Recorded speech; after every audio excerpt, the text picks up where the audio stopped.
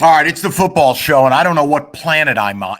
Jim, as we sit here, KG Law brings all of this to you. I'm a basket case of emotion, but I want to start. Did you just see what happened in the Cowboy game?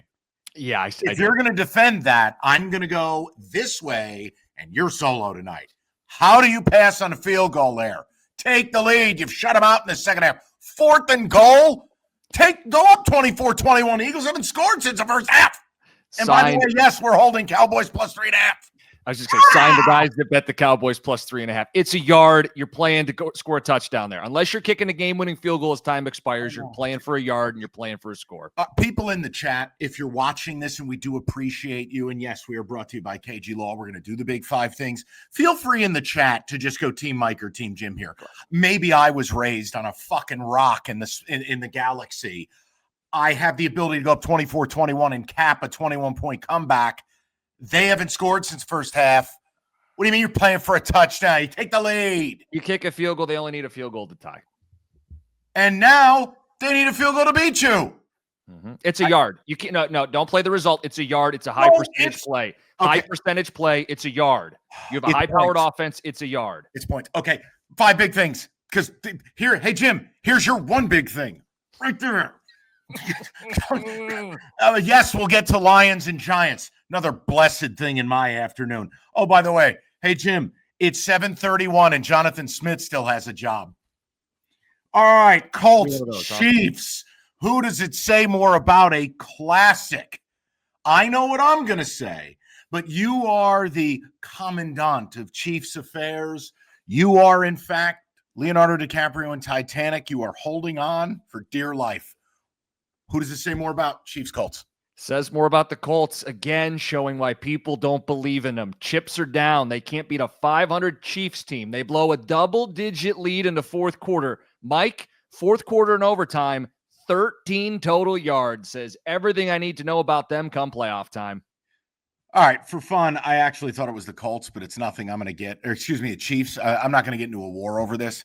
I just thought it was a championship response. All right. Hey, they may be staggered. They may be on the downside after the apex of their glory. Jim, you're right. Fourth quarter on, they outgained them basically 250-0. You got Mahomes having to throw it 50 times. They came up with stops, stifled the ground game. I thought it was a big response. Now, if you want to say, look, they're a desperate team. They're at home. It's what they should do. Hey, man, that's a double-digit disco the other way, and they made the comeback against a playoff team. See, my thing is, I've never viewed the Colts as Super Bowl good. Okay. So maybe it's contextual at that point. Well, then I understand that. You're the Colts. You're coming off a bye. You have a chance to drive a stake into the heart of this team and say, hey, we're not some cute regular season team. And you do that, you're a cute regular season team. I look forward to Daniel Jones one and done in the postseason. It's fair. I mean, 494 to 255 on the day. You get 13 yards, as you put it, in fourth quarter and OT. Look, sometimes that's where if you don't have the real McCoy at quarterback, the Sam Darnold turns into a pumpkin. Danny Dimes turns into a pumpkin. I don't know. Fair enough. All right. Your headline, not me. What do we do with the Bears? I'll go second. I know my answer. I want to hear yours. I'm a certified hater. So, I come at it from a different perspective. I do not respect them. Now, I need to acknowledge this is not college football. You don't need style points to make the playoffs. They have 8 wins. At the same time, they're a minus 3-point differential. The book still has them as the odd man out in the NFC playoffs, despite the division lead. Mike, their first win against a team above 500 was today. And you know what I'm going to bring up? It's Mason Rudolph at quarterback. It's the same thing I've said for a few weeks now, and I'm going to stick to it. It's the scene from Braveheart. Hold. We don't need to do nothing yet. They go to Philly next week. They get Green Bay twice in a 3-week span. Show me. Niners on the road, Lions at the end. Right. Look, if you got 5 showdown games and you want to make the playoffs, you probably got to go 3-2 in those games. Maybe 2-3 get you home. But show me. I don't need to write them off, but I'm with you. But again, even today, look, Caleb had an idiotic turnover. He's out here with a loaf of bread in the end zone. It's like, dude, what are you doing? Look, you just sit back. They're going to play good teams. And if they look like the Lions against good teams, well, we know how that's going to go. All right, Patriots, my sweetheart, my dream team. Jim, we may be taking on some water here. Left tackle William Campbell, Dunzo, carted off. Your starting left guard and Jared Wilson. That didn't look good. The game today didn't look good in sum total. We were leaning Bengals plus 6.5. We didn't pull the trigger because Burrow didn't play. It ended up going off at 8. They cover the number, but what do you make of it? I mean, look, obviously, if Campbell and Wilson are gone for any extended time, how could I be as chesty about it? I can't. And May is that dude. I think he's shown us that he can deliver the ball down the field. But the problem is, if you're the second most sacked quarterback in football and then you lose the left side of your offensive line, right. Look, you win 9 in a row. You're going to be in the playoffs, may have home field in the playoffs. Do I think they can rattle off, much like the concerns I have about the Lions, can you rattle off 4 playoff games with a shaky offensive line? I think that's a question you have to ask now in New England. Yeah, and look, certain injuries at this stage of the year, you're not gonna overcome them. You lose it, and again, I'm not turning William Campbell into some kind of stud muffin, but if his backup were better than him, he'd be playing. Exactly. So when you lose your starting left tackle, you have to account for that. I'm very nervous about it, clearly. And does it reopen things? I don't know. I don't trust the Bills to rally up and catch them. Do you? No, that's what I was just going to ask you is, like, we could do this with every team in the AFC. The Bills, I would say their run defense is a catastrophe. Yeah. With the Patriots, the O-line is a real concern. The Chiefs aren't in the playoffs still. No, for Chargers can't protect a soul. Right. It's kind of chaos. And all the while, your Ravens are bumping along. We'll get to them later. Here, I have to do this because this is just, hi. My name's Mike, and I bet on the Vegas Raiders. Why? No Cleveland Browns quarterback has debuted and won a game since 1999, i.e. when they became the Cleveland Browns again. Shedeur did. I knew I was in trouble right from the start, Jim. You fumbled the opening punt. 7-0. I go, here we go. But the Browns... we can get to Shedeur, but can I just say one thing about this Myles Garrett season that we're witnessing? Mm-hmm. Anyone who listens to our show, me and Rico in the afternoons in Detroit, I said Mason Graham to me was the best player in the draft. I wanted the Giants to draft him. I wasn't mad about Abdul Carter, but I wanted Mason Graham. I think he's a destroyer. I think he's an unbelievable talent. I'm telling you, Mason Graham is the key to what Myles Garrett is doing, because this kid is a distinct problem. You can't block him one-on-one. It is a lot. The pressure that you're getting from the middle is allowing Myles Garrett to do what he does. And I mean, look, for me here, I think Garrett's going to break Strahan's record. Barring injury, I think he's going to break his record. Yeah. Oh, by the way, 10 sacks today. 10 sacks from the Browns. Think about that, though. Today they were playing with a lead. For the most part, they don't play with a lead. So Think about the number of pass snaps that he gets versus what he would get if this team played with a lead every week. The fact that they're on a losing team and he's going to set this record, even more impressive. Yeah. Shedeur, I mean, they rolled him out. They did a good job there.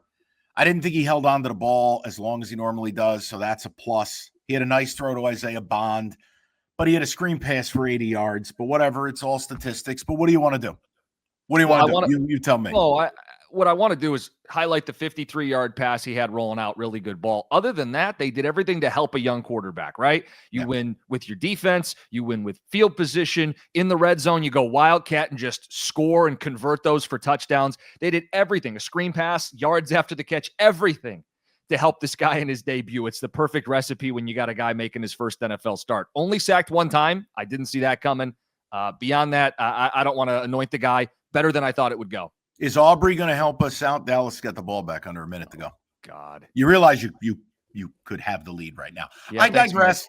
Jim wants to, Jim's a man of the people, and I know the midterms are over, but Jim's running on a platform of the middle class, and he wants to ask a question. What does this mean? You wrote middle class in the notes. What Mike, that? Not to get political, but the middle class is disappearing. And I think in the NFL, it is too. I have some middle-class teams I want to throw to you. Okay. And you tell me, should they be playing to get in the playoffs, or should they be more concerned with their draft position? These are teams not in and not in last place. Are you ready? I'm ready. The first team, the Cincinnati Bengals, who are debating getting Joe Burrow back. Why?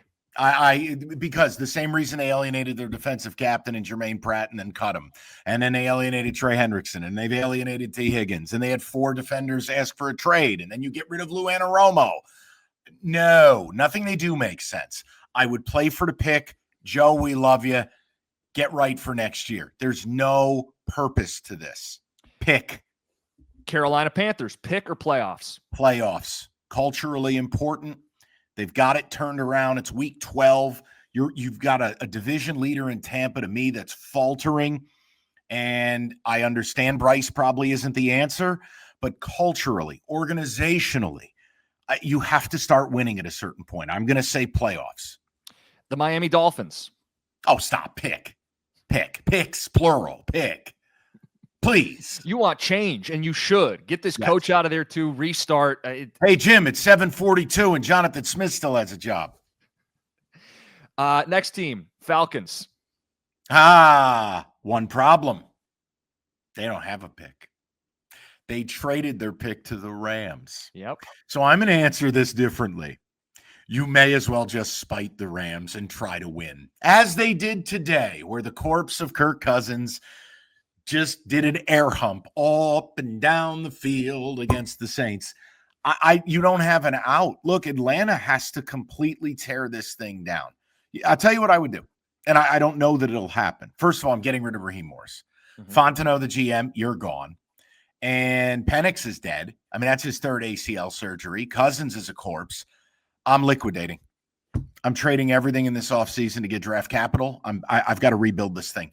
This life cycle of this team, it hasn't resulted in anything. And the Bijan thing, great. You want to pay him $20 million to win 5 games a year? Go for it. You want to pay Drake London $32 million a year to win 5 games? Do whatever you like, Atlanta. I'm not doing it. I'm going to build around that young defense with Xavier Watts, the 2 edges I drafted.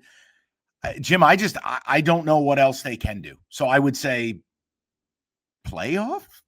Play with food? I don't know. They don't have a pick. The Rams have your pick. The Rams are going to do this now. They're going to do the Green Bay. They're going to take your quarterback. That's what they're going to do. By the way, Jim being frozen on screen, Evan, can you freeze frame that? That's my opinion of when teams don't take the lead late and don't take the points, and they do that. Jim frozen and dying in the middle of our show is my viewpoint. That's me. All right, let's hit a word from our sponsors. Hopefully Jim can join us from Planet Nebular, and then I'll take you through the rundown of games. Yes, we will get to the Lions. Just give us a couple more minutes. I promise, all right? You're all good. All right, tell you about KG Law. Someone you care about's injured in a car accident, you need KG Law. Lawrence KG and KG Law specialize in car accidents. You're going to get that personal attention to detail from someone who cares about you. Let me tell you about Lawrence KG. He's a Detroiter. He's a down-to-earth dude, and he's someone you want in your corner. He built his business doing things the right way and delivering for his clients. KG Law's won millions of dollars, 98% success rate. Check him out, 877-KG Cares. It's right there on the screen, KAJY, KGCares.com. All right, so as Jim tries to descend back into the galaxy, let me take you into the rundown, brought to you by Hungry Howie's Pizza. By the way, Dallas has the football in the red zone with like 30 seconds to go. If Aubrey misses a second field goal in the same day, I don't know where I'm at. All right, Packers 23, Vikings 6. There's 2 ways to unpack this. First of all, the game in sum total was grotesque. I can't give a lot of love to the Packers. They move their food around the plate. You're averaging less than 4 yards a carry on the ground. Your quarterback throws for 139, but you win 23-6. That just look. Packers Lions. It's a Spider-Man meme. Both teams have concerns. Show me Thursday. I got to talk about Minnesota for a second. Jim, hey, he's back. All right. So what I just did is Packers move their plate around the food. Spider-Man meme. You could settle all family accounts Thursday against the Lions. You figure it out. Agreed. The Vikings thing. Look, I say this mostly joking. I think the Vikings are going to go winless as long as they start J.J. McCarthy. Did you give people the stat? Oh, I'll give it to you right now. 12 of 19 for 87 yards. No. 2 picks. The stat. Oh, this is from the Jim Costa Back from Space Research Institute. Since 2010, this is unbelievable. Quarterbacks with 2 interceptions, 5+ sacks, less than 100 pass yards on 15 attempts. The list: Bailey Zappi, pew pew, Western Kentucky; Clayton Tune, the statue from Houston; Josh Rosen, who might be the worst first-round draft pick in history; and Cheater McPick6. Jim, I'm going to say this. I know you do overreact, Jims. So let's overreact for a minute. They have to move on from JJ at all costs this offseason. I don't care if it's 3 first-round picks and you trade for someone. I don't care if you make a desperate move up in the draft. I don't care if you sign Mac fucking Jones for $1 billion. This kid can't play. And all jokes about, well, he doesn't know the other team's plays. Look, it just looks like a Titanic swing and miss. He's not bad. He's an affront to bad. He's an adjective I currently don't have. He can't play. I'm right there with you, barring some kind of wild flipping of the switch. This team won 14 games a year ago. Every quarterback in this system produces except him. So what are you left to assume? He's just not the guy. The company you just read, those aren't franchise quarterbacks. Those aren't backup quarterbacks. Ew. If you have any aspirations of competing, he's not the guy. No, and that's, Jim, that's the other thing is like, guys, if you think we're being hard on the kid, take it easy. He didn't get dropped into Tennessee. He's not quarterbacking the Giants. You're in Minnesota. You got a quarterback guru. You had all last year to study film and be at practice and get acclimated. Okay, but that's the alternative. You want to say we are in for a full rebuild and we're going to build around JJ. I think that would be unfounded. But then, yeah, you got to gut a bunch of vets and you're in for a rebuild. I don't think they want to do that. No, you got to do what you got to do. They got to move on at all costs. You can't win with this kid. Not like this. And for the Packers, 288 total yards. I look, there's no Tucker Kraft. There's no Josh Jacobs. There's no Jaden Reed. And right now, it doesn't work. And despite Jim, who's back from space, it's not all about Jordan Love. That offense is busted top down. Ravens, 23. Jets, 10. Cookies, listen, they win. Right? All you said was they're going to win the North. You didn't say it'd be pretty. This sure as hell wasn't pretty. I thought Lamar was largely meh. The running game, Derrick Henry might be done. I hate to break this to everybody, but all the discussion about this dude doesn't age. This guy turned into a pumpkin overnight, 21 for 64. As far as the Jets go, all I'll tell you is this. Here in Detroit, we appreciated what Dan Campbell did, and when it started to take hold, they had a lead in this game. They played competitively. They've traded their best players. This team hasn't quit. I think that's a great sign for AG. And look, I'm not telling you they're going to have a ton of wins down the stretch. Would you win your first year? 3 games? Yeah. I think it's starting to take hold. And if they just give them some time, they're going to have a ton of young talent there next year. But as far as the Ravens, I don't have anything else I can add. They won, you move on. Yeah, like I'd even be selling off a little bit of Raven stock. I think they get in, but I'm not sure they're doing much of anything. They didn't even run for 100 yards today. I'm just Mike, you got to know the market. Look, they're going to win the division. Beyond that, I'm not forecasting anything. You got a regular Jim Kramer over here. Okay. Sell. All right, Mad Money, whatever you say. Seahawks 30, Titans 24. The game wasn't that close. It was 30-3. Seattle decided to sit down and eat Uncrustables on the sideline. The story really just becomes JSN. I mean, Smith and Jigba, this is the kid that we thought he was going to be. They wasted him as a little screen toy last year. 8 for 167. He's got north of 1,300 yards. He's the fastest to do that in a season in Seahawks history. And don't laugh. They got a who's who of receivers. Young DK, Steve Largent multiple times did it. Hey, blast from the past that you'll probably have to Google because luckily you're young and you're not fading away like me. Corin Robinson before he bombed out of the league. Dude, JSN is him. They can't cover him. There's just I don't know how he's open, but it's like TJ Lang, our buddy, and he's on your show in the morning on Mondays. He's on mine in the afternoon with Rico on Fridays. TJ always used to send me these texts about Cooper Kupp in his prime. And it would be like, how the fuck is this guy open? And I'm like, TJ, what do you want from me? I asked Sean McVay. I don't know. But it's the same thing. But I still feel like no matter what this team does, it's just going to end the same way.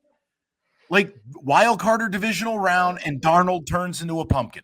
Yeah, look, I don't want to focus on the doom that's going to happen in Seattle. I want to ask you the question. Can we say JSN is the offensive player of the year? In a year where that's been a Jonathan Taylor thing, JSN is more dominant statistically at receiver than Taylor is at tailback. JSN's the offensive player of the year. Yes. All right, 4 p.m. Can we say, let me check my notes.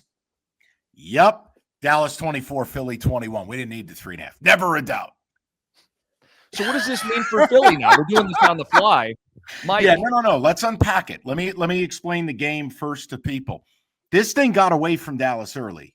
Not just 21-0 at the half. Like right from the jump, ref show early. They missed a block punt, called a personal foul, multiple third down bailouts, basically gave Philly a drive.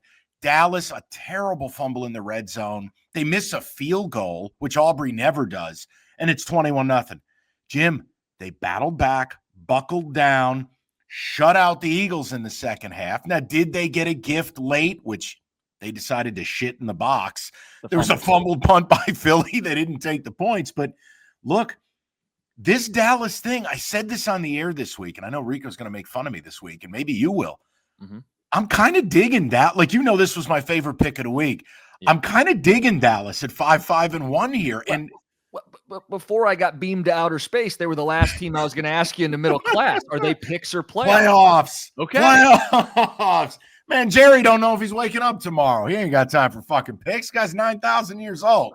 And how about for Philly? Run game doesn't get going. Turnovers bite them. They played with fire enough times this season. Look, they're still in a good spot to get the 1 seed because the head-to-head with the Rams. Yeah. But, boy, we said it going into the Lions game. This team's vulnerable. They are not the team they were a year ago. It doesn't surprise me that they lost today.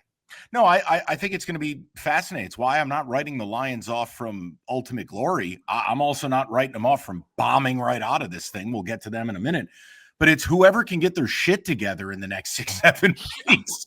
And I look, I'll just tell you this, and it's not just because of what they did against the G-men today.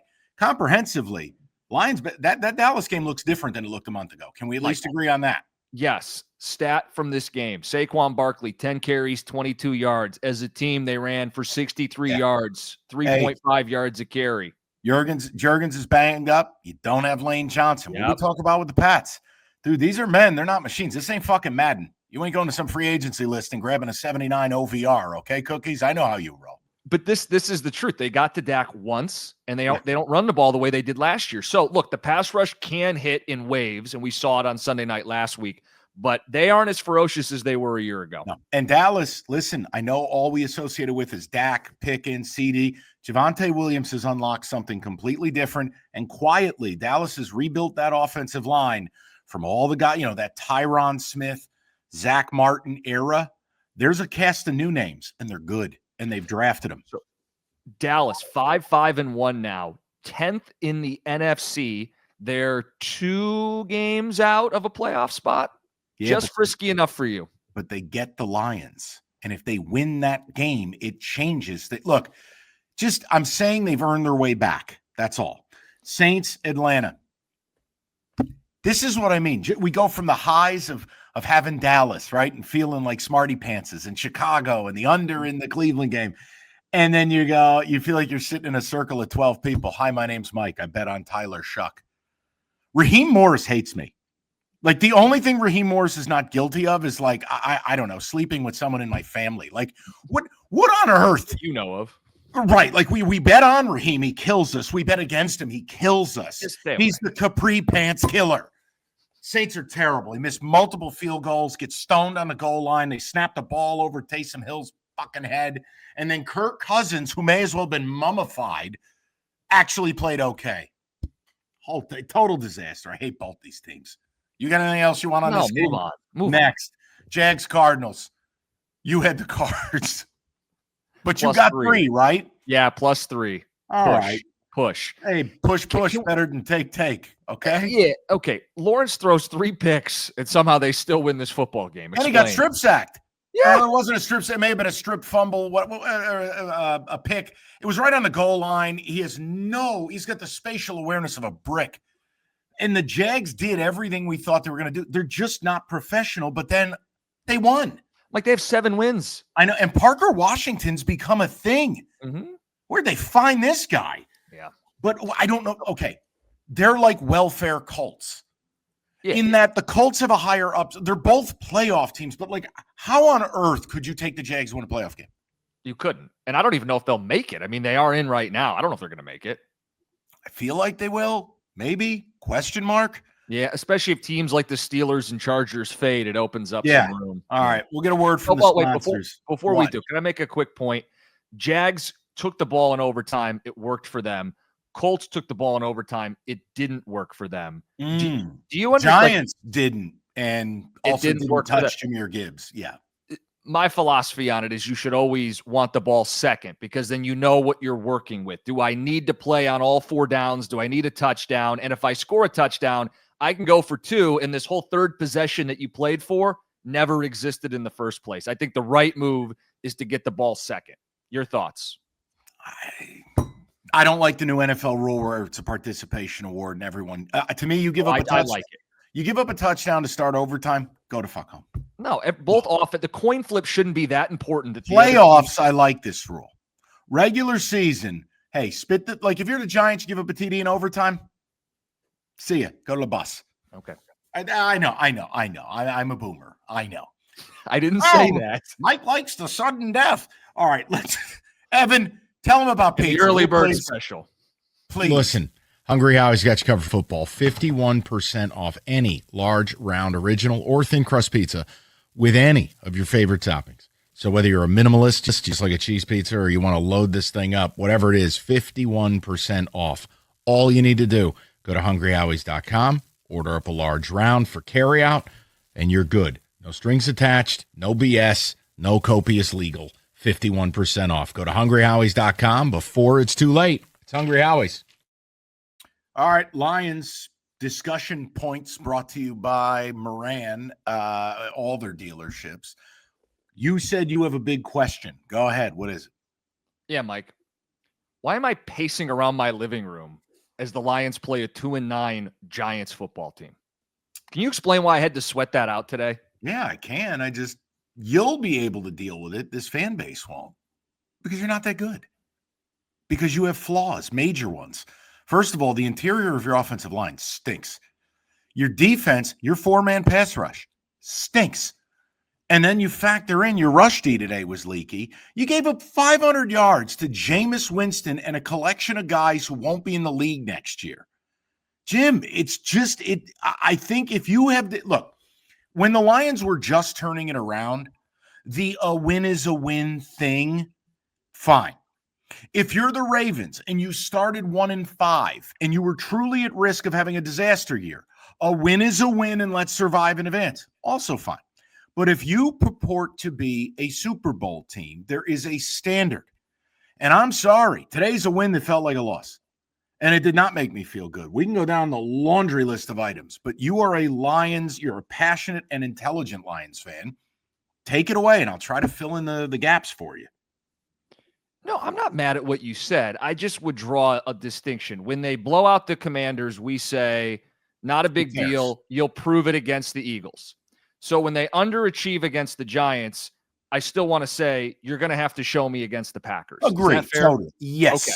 Now, I don't say that to run from any of the problems that we watched today, because there are many. And if they play that way, they won't win this division. They certainly won't win a Super Bowl. And I'm not lowering the bar. That's the expectation for this organization. If you can't win with the interior, huge issue. Goff, out of sync, even when he had time, out of sync today. St. Brown, a couple drops. But maybe the biggest headline is Jameis didn't get sacked until the final play of the game. Well, that was actually the only way I knew Hutch played. I mean, you can laugh, but the reality is, but he gets doubled. I'm sorry, does Myles Garrett not? I think dude, you get paid 50 a year, 45 a year, whatever the hell he's making. God bless. But the standard's the standard. I need to see you. You need to make plays. And he had the closeout sack. But I think the bigger issue here is, what's Aleem McNeil doing playing major snaps at the edge? I get it, early downs, you're heavier, you want to stop the run. I'd push back that I thought the run defense was okay today. But my issue is, Aleem at the edge, you're watering down your pass rush. Yeah. Why don't you have someone you feel comfortable opposite Aiden, and then Aleem can win in the middle? Because you're good. Right. No, I mean, that's the fatal flaw. I mean, seriously, when you look at this team, hey, can you name who started opposite Aiden last week in Philly? Lacey, right? Yeah. Who? Yeah. Now we're moonlighting a $30 million a year defensive tackle who, by the way, has been nothing since the Tampa Bay game. Aleem has been very underwhelming. And Mike, he's so important if they're going to go where they want to go. And I think it's him and the 3-tech disrupting in the middle. And if I have to water it down and move him outside, I'm not going to get what I need from my front four. That's a huge issue, right? Both lines of scrimmage are huge issues. And if this team's going to win 4 playoff games in a row, you can't lose and then do the we'll bounce back thing. This team's not built to win 4 playoff games in a row as they currently sit today. And that's why, even though they won, today didn't feel good. No, and look, they've got time to get their shit together. But if I'm with you, is that the goal's a Super Bowl. There's nothing else that's going to make anybody feel good. Like, I would just say getting to a Super Bowl, and once you're there, then, hey, man, lots of things can happen, good and bad, but, like, get to a Super Bowl. Can they win 3 games in a row to get there as they have played through 12 weeks? My answer would be no. There's more there, but it doesn't – the operation offensively doesn't add up to me. Something is wrong here. I got a label I'm going to use tomorrow morning, and I don't know how it will go over, if it'll go over well or not. Discouraging win. Yeah, but see, that's where guys like you and me view it that way, and other people are busy playing crank anchors because their team won. So, but again, like I think Jahmyr Gibbs covered up and bailed out a bad offensive day. I mean, Mike, it wasn't just the 69-yard run in overtime. It was a damn near 50-yard touchdown run he had in the second half of that game. He's a dog. He covered up for a lot of offensive issues. God bless, glad they won. But let's not ignore all the other problems. It's discouraging because that type of football won't get it done against Green Bay, LA, hell, even Chicago at the end of the regular season or anybody they face in the postseason. No, and again, needed a 60-yard, 59-yard field goal just to get to OT. You take a win any way you can get it. Doesn't mean you have to celebrate it or, put up a bronze statue. They better bring it Thursday because hey, maybe Campbell's got them right where they want them. He can tell them how shitty they are all week and will beat Green Bay by 50. I don't know. See, and that's why I think it's important. We say, hey, if you don't get too high after beating the Commanders because you got a game looming, don't get too low after you lose to the Giants. As long as you can fix this stuff on a short week and flip the script, because the Eagles game was more important than the Commanders game, and the Packer game is going to be way more important than what happened today. The biggest thing, and then I know we got to move, the biggest thing to me that will preclude them from winning a Super Bowl is they have no base 4 rush. None. Assuming Aleem McNeil can't get moved to the interior and produce, I agree with you. That's one thing I got to see down the stretch. One last thing before we move on. Yeah. Your thoughts on the Giants' decision in the fourth quarter, up 3 to go for it on 4th down? I loved it. We're 2-9. Really, you? Yeah. No, I'm not obtuse. We're 2-9. Shane Bowen is such a piece of shit as a defensive coordinator. I hate Shane Bowen. I hate you. I don't dislike you. I hate you. I wish you a lifetime of uncontrollable diarrhea in the worst situations. I hope you're at someone's wedding you love and you shit yourself everywhere. But because I knew we weren't going to be able to keep them out because we play this pacifist bullshit prevent defense. He does it every game. Why do you think we've blown now? Oh, let's see. 1, 2, 3, 4, 5 fourth quarter leads being up by 10. Son of a bitch. So, yes, I wanted to go for it because if we get it, game over. And if we don't, fuck it. Yeah. What I hated was the sequence. The second down play call didn't bother me as much as third down. Yes. Third down, I love how we lined up like we have Phil Simms at quarterback with Joe Morris in the backfield. Oh, we're going to go power. You couldn't crush a grape in a food fight, assholes. It just, that killed me. That one killed me. Yeah, the third down play, if you're going to go for it, I need a better third down play. Thank you. I'm not mad at 4th down. It's a kill shot. You're 2-9. It's a kill shot. You score, you're up 10. Hey, Jared, have fun. Hey, Jahmyr, run your little heart out. You know what killed me too about this? I'd rather lose 56-0.